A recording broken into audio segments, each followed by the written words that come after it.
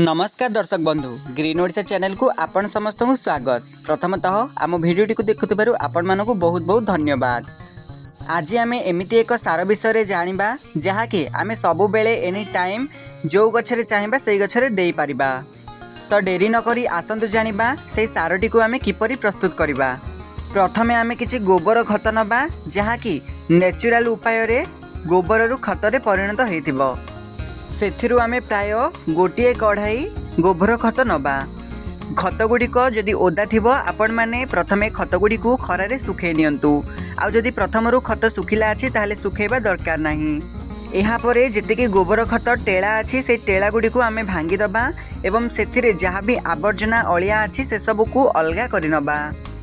खतटी को आमे पूरा पूरी गुंड करि नबा उचित। आम द्वारा जेतिकी संभव आमे सेतिकी खत को भांगी नबा उचित, कारण टेला खत रहिले ताहा आम सार रे बाधा सृष्टि करिवो बा सारटी भल भाबरे बनि पारिबो नाही।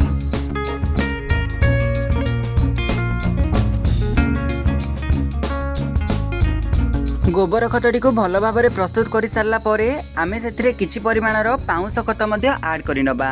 गोबर खत आमे जेतिकी ऐड करिथिबा पाउंसर परिमाण आमे तार 1/3% रखिबा। आपण चाहिले गोबर खतर क्वांटिटी आउ पाउंसर क्वांटिटी को कम बा बेसी करि परिबे ताहा आपणक आवश्यकता अनुसार। आपण माने एबे देखि पारुथिबे मु केमती गोबर खतरे पाउंस को ऐड करि नेछि। एही परि भाबरे आमे जदि सिमेट्रिकली सबु आडे पाउंस को ऐड करिबा ताहाले आमको मिक्स करिबा समय रे पूरा पूरी सहज हेबो। आ मिक्सिंग बेले खतडी समान भाग रे मिक्सिंग हेई परिबो। पाउंस को ऐड करि सारला परे एथिरे आमे किछि चा पत्तीर गुंड मध्ये मिसै दबा। चा पत्ती आमे काहेकि मिसेबा, कारण एहा माटी को टिके एसिडिटी रखिबारे सहाय्य करे। एहा परे आमे किछि हळदी गुंड को मध्ये मिसै दबा जहा कि एक एंटीसेप्टिक रो काम मध्ये करिथाए। एथिरे मु मात्र 4टी कंपोनेंट को नेकी एही सारटी प्रस्तुत करिछि। आपण माने चाहिले मध्ये एथिरे आउ किछि ऑर्गेनिक क्वांटिटी रो कंपोनेंट मिसै पारिबे।